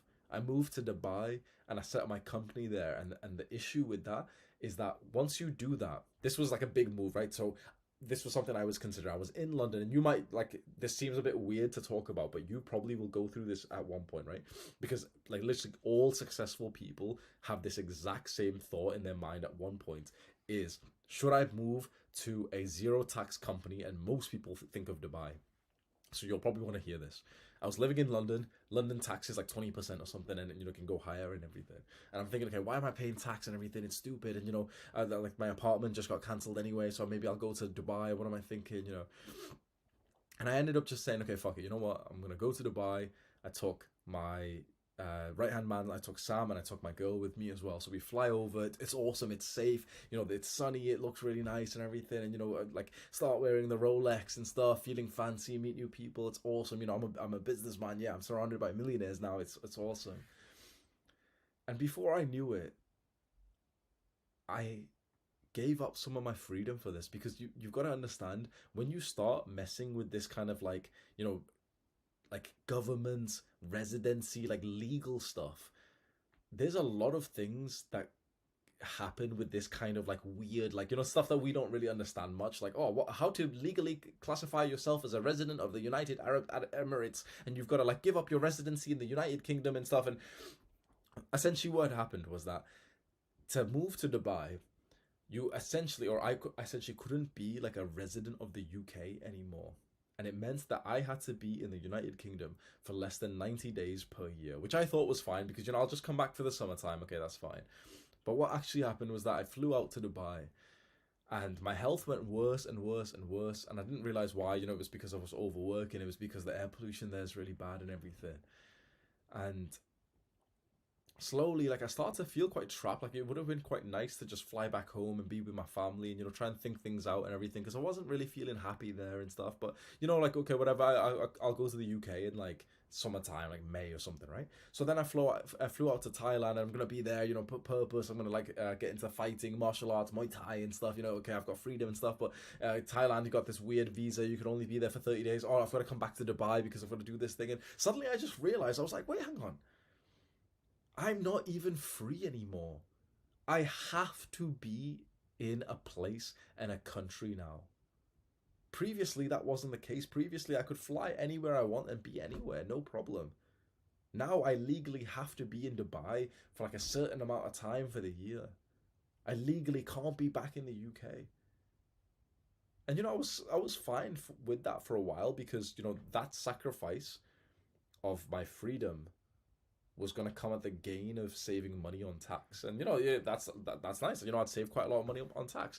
And then, you know, just slowly and surely, like, I stopped liking, like, being in different countries, you know. So I was in Thailand, and I flew around Thailand trying to fly into place to be, and I flew to Chiang Mai, and it was my mistake that I flew to a part of Thailand that had really bad air pollution for, like, the couple of months that I was there. Really, really bad. Like, literally some of the worst in the entire world. And I'm literally overthinking, like, I just want to go back to the UK. Like, I miss the weather here. I miss the nature, the climate, the things that I'm used to. I honestly just miss living with my parents' house. I missed, you know, my old routine, and I couldn't come back here because I was saving money on tax. because I traded my freedom, my peace of mind to save money. And then, you know, the worst part about this, I started journaling. I was like, how, you know, I'm saving a lot of money, right? And I calculated that I'd probably save like 100 grand for the year, which is a lot, right? Up until I realized, hang on, compared to living at home in my parents' home where I was happiest, healthiest, most productive and focused, to Dubai, I'm spending more than 100 grand to be here anyway. Cash. Never mind the extra sort of headache of, you know, just imagine you relocate from UK to Dubai, and you're also like, you know, the Dubai, you're going to fly out to Thailand, you know, all this stuff. And I also, like, you're going to travel a lot more. Like previously, like I'd only travel just for like a quick holiday to like Amsterdam or something. But now it's like I actually have to take a business class flight. I have to, like, you know, fly to Dubai for business because I need to get a phone sim. I need to do this meeting. I need to do this. Now I realized that just cash wise, I was spending more, the equivalent, you know, like I projected forward. I was only in Dubai for a few months, but I kind of like projected forward my lifestyle, that I'd spend more than 100 grand anyway being in Dubai. So how much cash I'd save, I'd lose it. But also the extra distraction of, like, you know, this whole process, this thing, this machine that I had built. Like, this is how it happens. You build it up like this, but then the cost of it just goes up. And usually it just goes to the same level anyway. So what is the point on building up success and cost to this point, like where it's right here? What's the point on it being this high? Because now you've just got all the headache and all the weird work with it. Why not just keep it both down there and maybe just see if you can just increase just the success alone? So the gain of this move that I had to Dubai, suddenly I actually truly calculated it, and I realized, like, what am I even gaining from being here? I think if my health would have been fine there, I wouldn't have ever have had thought this.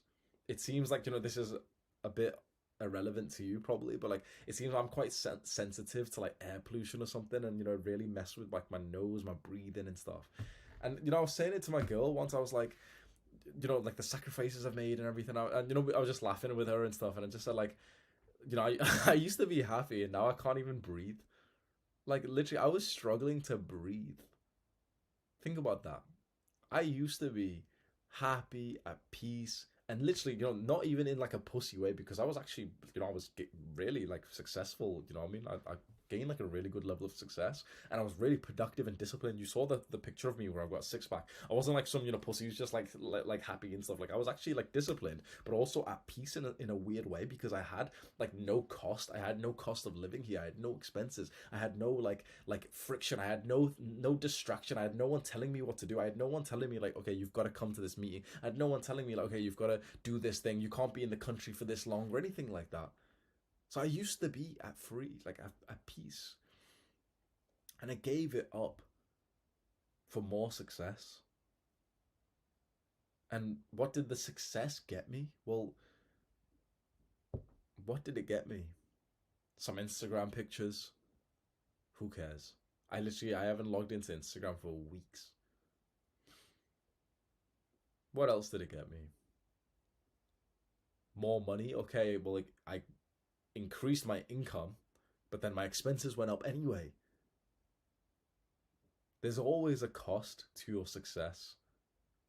And sometimes you're going to make a decision where the cost goes up so high that there was no point in the success to begin with, because you got the extra success, but then you got the extra cost, and then now you're just left with the extra work that came with all that.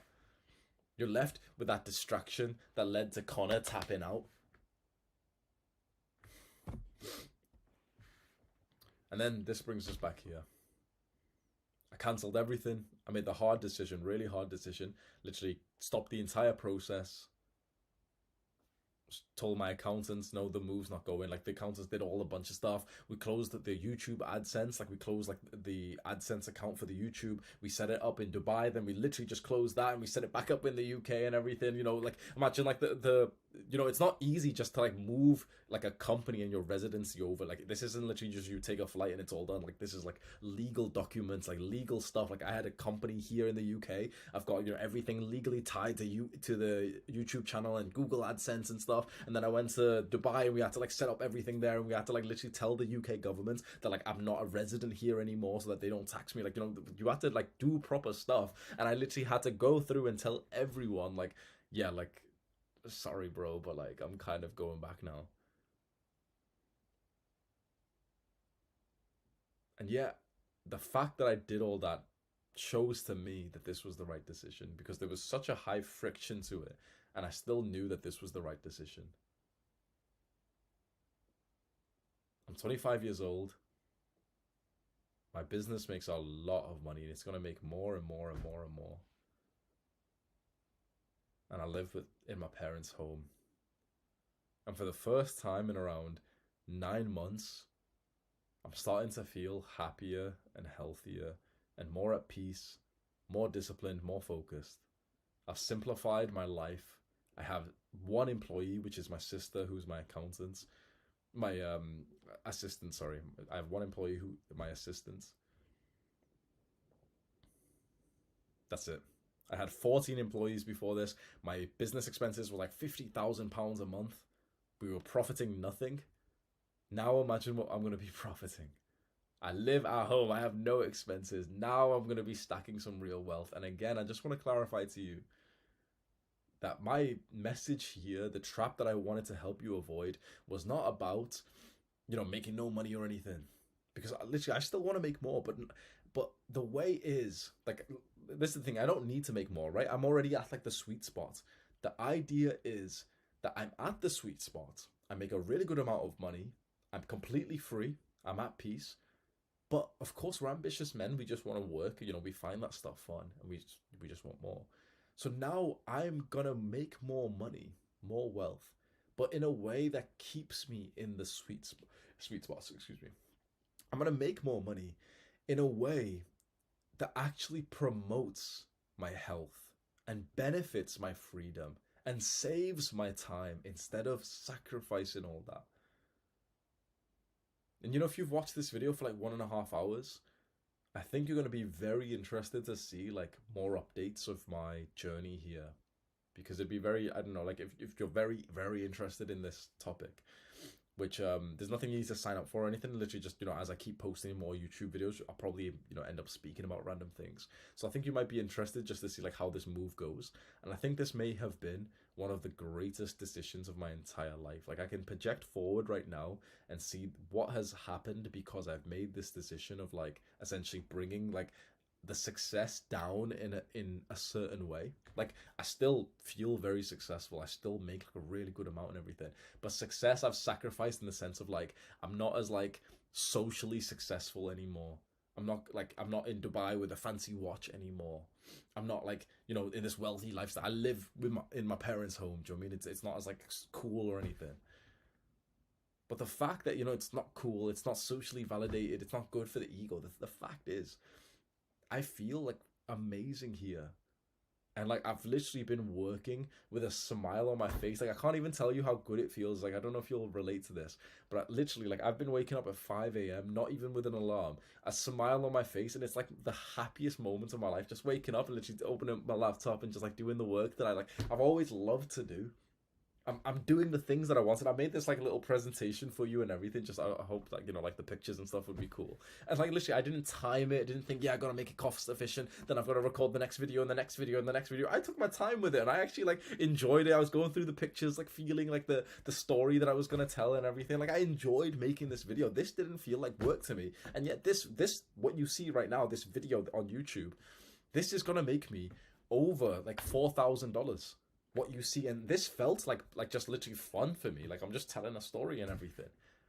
This is the sweet spot of success, where it's good for your life. You're not sacrificing your health or your freedom or anything like that, and you're still getting more and more success and more wealth.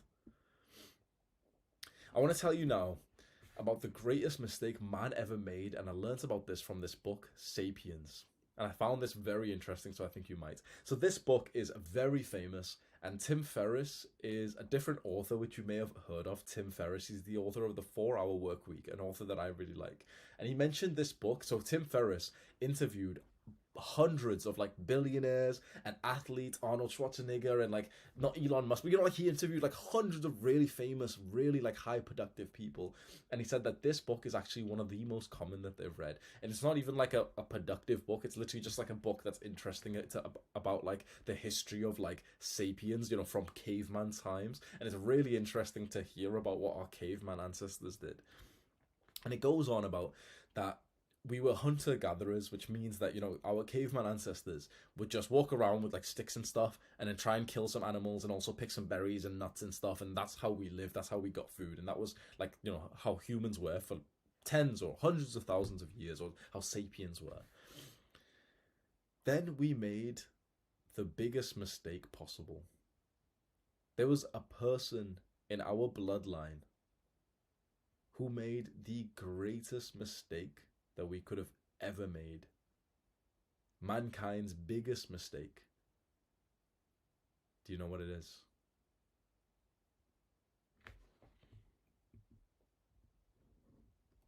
So here we are, hunter-gatherers, and the biggest mistake that we made was planting a seed. You see, the first person who planted a seed and started the farmer revolution, where we went, or the agricultural revolution, where we went from hunters to farmers. That was the worst thing that could have possibly happened. Why? Think about it right now. Why? For 100,000 years we were hunters, right? Or even longer. Who knows? Like, I don't know the dates, right? But for a long time we were hunter-gatherers. And then we became farmers. And that was the worst thing that could have happened. One of the worst. We could have went extinct, but that was like such a bad decision. Why? Planting the seed led to us becoming farmers, led to us getting so much more food so that we could have more children, so that we could get more food and we could have more children, then we could build little communities and towns and then start to trade food, and then the towns get bigger, and then we start getting like little roadworks and tracks, and then we start employing people, and then there's bartering, and then there's politics, and then there's the first big city, and then we scale and scale and scale and scale and scale. It all started with the single seed. We scaled up, and that sounds awesome. We became the most sexually successful species that we know. We are the most successful species that we've discovered so far. The most advanced, the most successful in the sense of we've bred, we've dominated the earth, haven't we, as humans? So we've become successful, but it came at the cost of our health, our time, our freedom. We became successful, and then we as a collective race became miserable because of it. The cost went up alongside it. Now, you and I would not be born if it wasn't for this farmer revolution. If we didn't become farmers instead of hunters, we wouldn't be born, right? So it's weird to say that this was a mistake, because it's nice being alive. But what was it all for?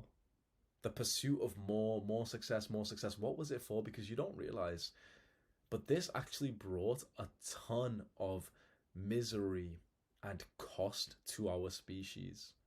Because before this, when we were hunters, we assumed that hunters actually had a good life. That this is what all these researchers and stuff like to say, which makes sense. Imagine literally your full-time job is to just go and hunt a boar.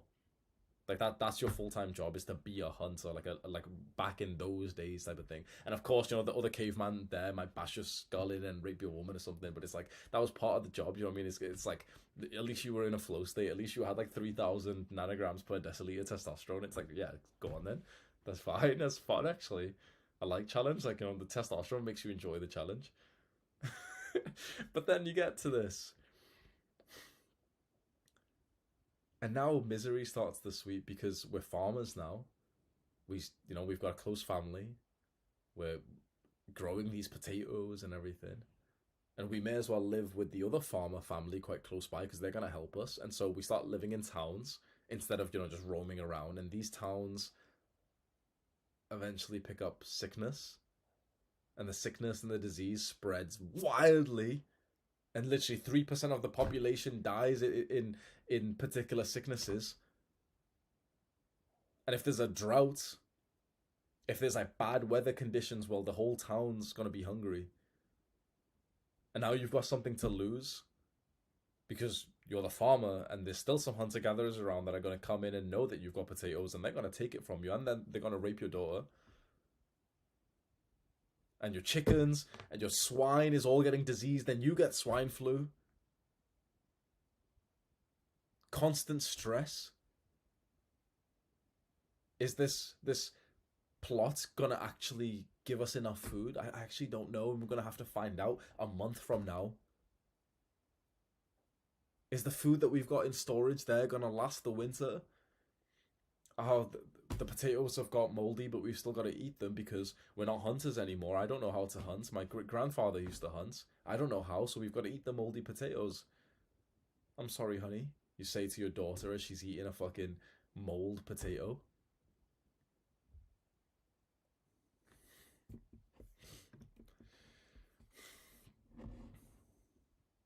They look happy in this picture, but I mean, who am I to... I wasn't back there, but yeah, apparently it was a horrible decision for us to become farmers and for us to scale up the success of humanity. From this to this. This is the transformation of our success. We got the success that we always wanted. We got to scale up. You know, more success, more success, more success, more domination over the world. And then what was it for? We've ruined our health in the process.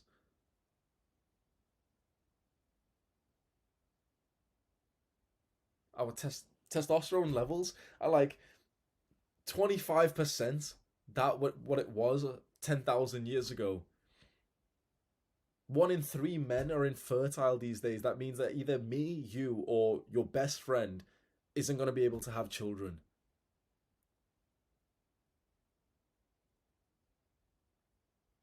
You know that everything's made of plastics these days, like plastic ingredients. Literally plastics that you see all around you right now, like the computer mouse that you're touching, like the phone case that you've got.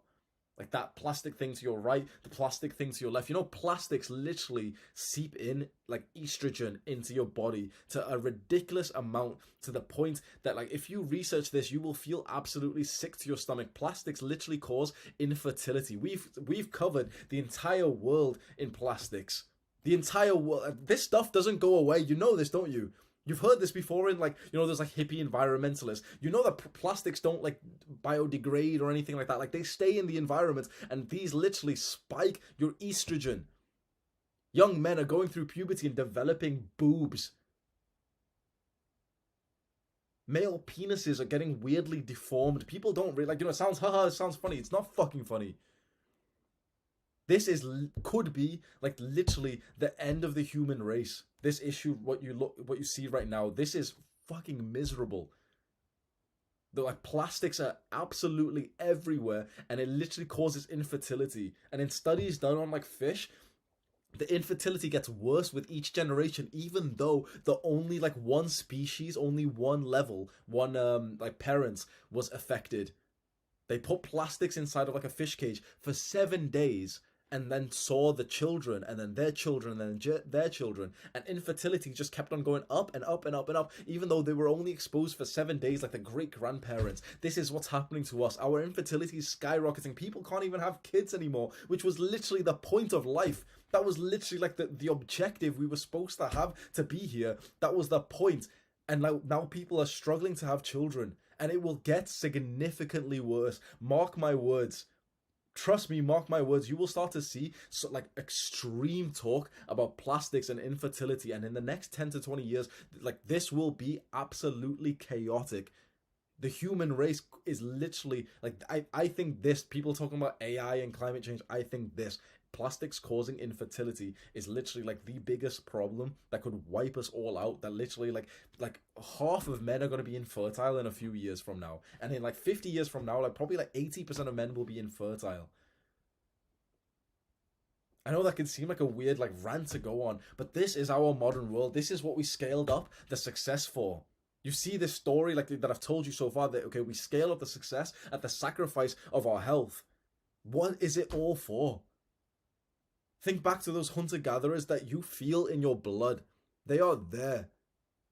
You have these men and these women who are your ancestors, and they're looking down on you right now at this weird world around us, and they don't even understand what's going on here.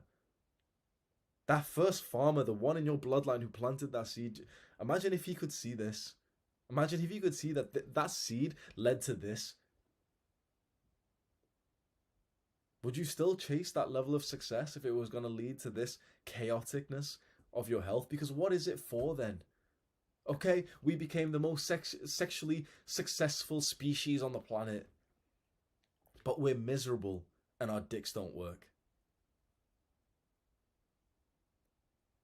That seems like really extreme, but on a micro level, is that not exactly what's just happening to you and I when we chase too high levels of success?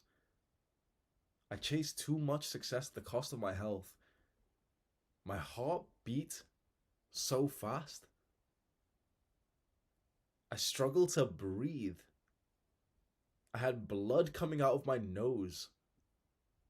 I got chained to particular countries. I had to take constant flights everywhere. This is not success. Like I said before, for ambitious men, we should not stop at this baseline level of success of like, yep, just, normal success, yep. Money, haha, no. Real success for us, like ambitious men, should be up here, that we want huge success. We want huge money, but we want it whilst improving our health. And so, yeah, we dominated the earth as a species, nice. But it looks like the earth is going to dominate us again. It looks like we might end up literally filtering ourselves out of this planet.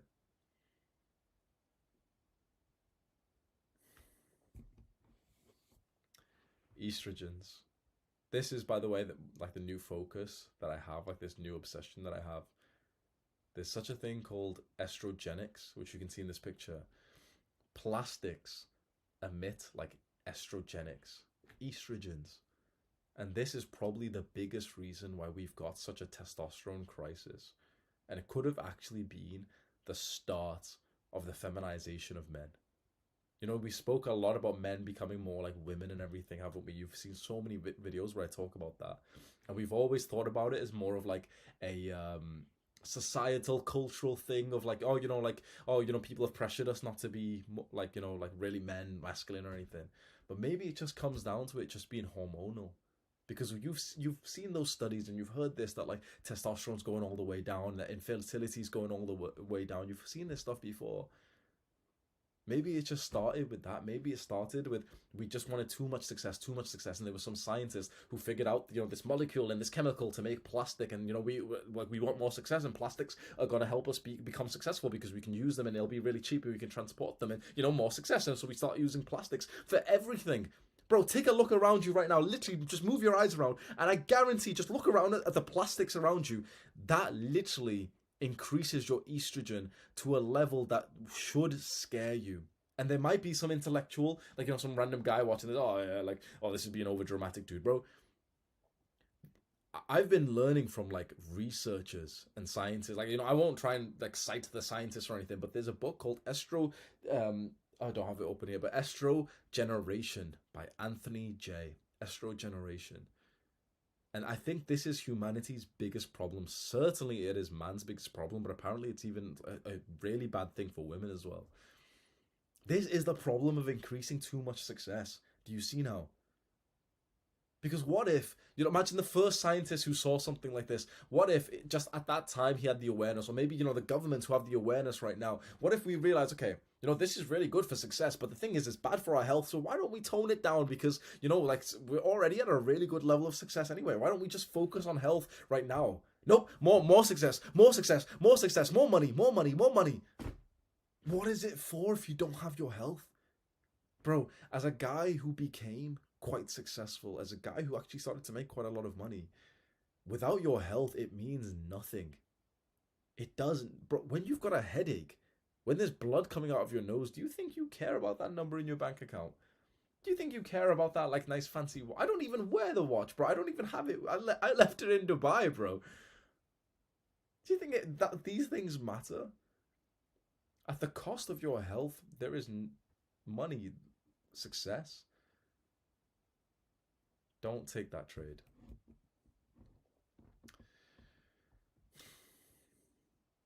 So we're just going to very quickly do like a summary for this video. If you like this presentation that I've made, I'm not sure if I'm going to do more of these. I usually just have, like my normal video and everything. But if you do like this presentation, then maybe you can comment and maybe I can see. It was kind of fun to make. And then also the top link in the description will be if you want to sign up to like my email newsletter and get like my my reading list and everything. And then what I might do is I might have like a separate platform where I make these presentation style videos that I might not put on YouTube. So if you're interested in that, maybe you can sign up to the email newsletter and I'll write an email there. So takeaway number 1, achieve success. Being broke isn't good. So I've mentioned this a bunch of times, right? This video again is not me telling you, yeah, money's evil or anything like that. Being broke's not a good thing. I know it's not. So make sure you're still achieving success. Be disciplined. Be ambitious. I should have. Oh, this slide should have been one before that. Sorry. So my new purpose, to my current understanding, if you're interested, is what we've just mentioned there. It's like I made a video where I explained, like I fulfilled my purpose in like being a full-time YouTuber and everything. I was gonna go into fighting. I thought it was gonna be fighting. I literally thought like oh, it'd be cool if I got into like professional MMA or something. And I remember I flew out to the fight camp that I was gonna go to. So I was literally gonna go stay in a fight camp for like 2 months, like literally live in the gym and train with the guys there. And on the way there, I was just getting so much like negative thoughts and doubts, thinking, wait, why am I going? It doesn't even seem point, like there's no point to this and everything. And it was weird, but I was thinking, no, you're just being a pussy. Let's go there. Let's train. I went there, had a great day. I trained for 4 hours. It was really good. Like I actually did really well. There was a jiu-jitsu session where I went against like some guys who have literally got like cauliflower ears, which is like the sign of some guys who have been doing wrestling for a long time. They were from like Russia or something. And they like in the rolling section of the jiu-jitsu class where you like spar each other in like jiu-jitsu, you're trying to go for a submission or anything. They made me tap like every single time. But with 2 guys of these like literally cauliflower ear, like Neanderthal skull looking guys, like no offense to them, but like the kind of guys who've got like the fucking caveman skull like that, which like shows like high testosterone or something. They made me tap like every time apart from 1 round where for each guy that I went against, I made them tap. To my like kind of to my surprise, but like I've been training jiu-jitsu for maybe like 25 hours, so I know like some of the basics, which like that felt awesome. So I even had some positive reinforcement, but still I came back to my room, journaled for hours, just thinking like this isn't right. It's something else. This is not my purpose. This is not. It's fun, and you know what? This would get me so much clout. Like how cool would it be if I told you, yeah, I'm gonna become a professional fighter and I'm gonna get into the UFC. And I said, like, I have to be authentic to myself. It's nowhere near as cool. But it seems like the thing that I'm obsessed over is my physical health. Because, I've done a lot of, like, mental health stuff, haven't I? Told you about the dangers of dopamine and porn and video games. And, all this mental stuff was a focus of mine. But I kind of let my physical health slip, especially with what you saw in Dubai with my health stats and everything. And especially this topic on estrogenics, this thing of like, okay, estrogen's messing up our testosterone and everything, especially like the sciencey stuff that it's leaking out of phthalates from plastics and everything, from phyto, like this sciencey shit, right? That's actually such a big interest of mine. And I realized that I think that's a big part of my purpose. And that also another huge part of my purpose is wealth without life quality sacrifice.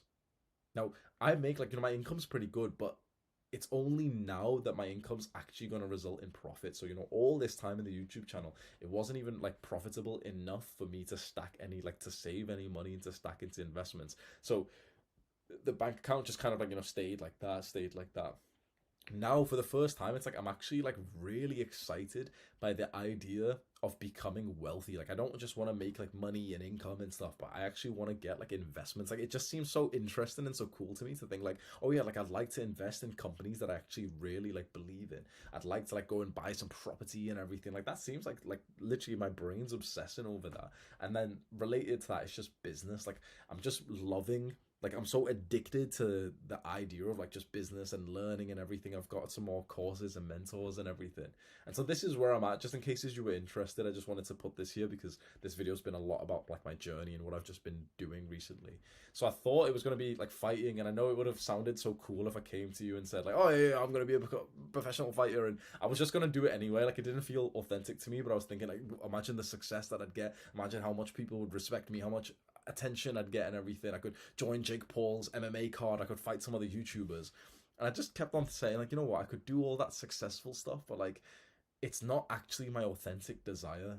It's genuinely not. It's like I love training. I really love training. I love training hard, and I probably will do some kind of competitions, but it's not something that I'm genuinely like I can tell is like my purpose to take it professional or something. It might be in the future. Right now, to my current understanding, my purpose is to improve my physical health, especially in estrogenics, and to literally just like get really good at business. Like I've fallen in love with like business again, not for this, you know, this constant drive to want more. Like I'm literally living at my parents' house. I'm literally just doing it because it literally just feels like I'm playing like a game, which I absolutely love.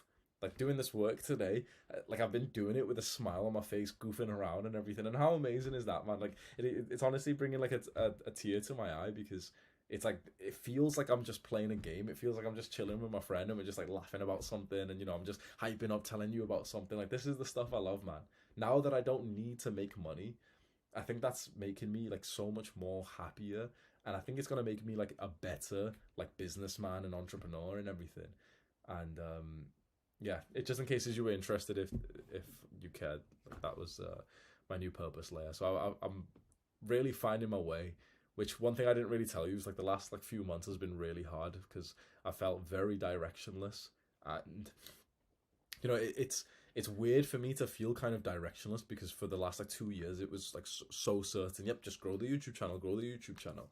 And then when I decided a few months ago that, you know, like this was kind of messing me up, and you saw in Dubai, like I'm getting all these messages, got to record 5 videos tomorrow and everything. And I made that video when I was in Thailand saying like I've fulfilled my purpose. I've just been literally flying around different parts of Thailand trying to think, okay, should I move to Thailand? Should I move to Dubai? What should I do? What should I focus on? Not knowing, you know, I flew over to, imagine this, I flew over to a part of Thailand, to Phuket, to go train at Tiger Muay Thai. Did 1 day there knowing that it wasn't right, and literally just flew back out, and it was felt like kind of embarrassing because, you know, like I checked in into like this fight camp and then checked out 24 hours later, even though I was supposed to stay there for 2 months. So they're probably thinking I'm like pussies or something, but like genuinely, like I actually really had a good day there, but it just wasn't right. It just wasn't like this right here, right now feels right. I'm still training jiu-jitsu, and I found a really good club to train at here in my hometown. But yeah, I just wanted to put that bit here in cases you did care about it. So here is another lesson for you, which is that you should work hard. Excuse me, let me just drink some water because my throat is really dry now after speaking for like 2 hours. So at this level, work hard and actually sacrifice to get a good level of money and wealth.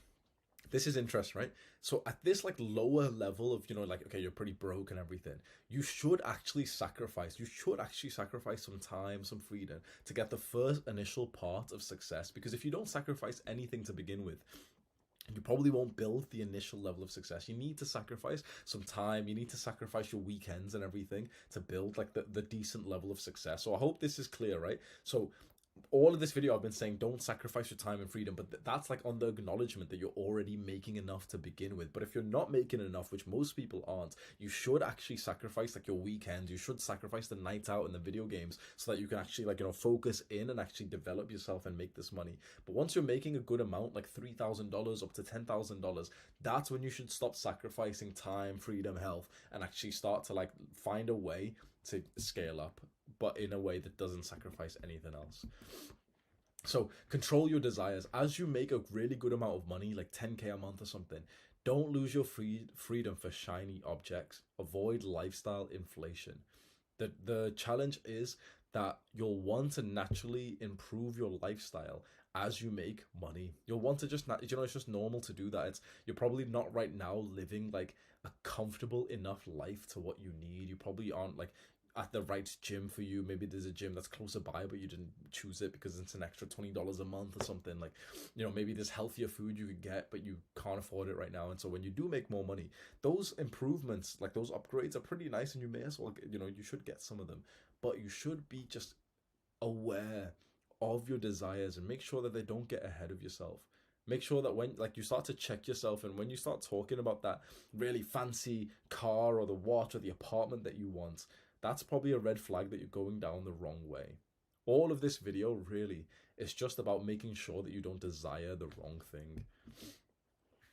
Once you get to a really good point, like 10K a month or something, that's when it's really valuable for you to consider to just automate and simplify your business or your career to maintain it or even grow, but it requires less time and sacrifice from you. So what I mean by this is that you should work really hard and sacrifice time, weekends, video games and everything to get to, the sweet spot of the bell curve.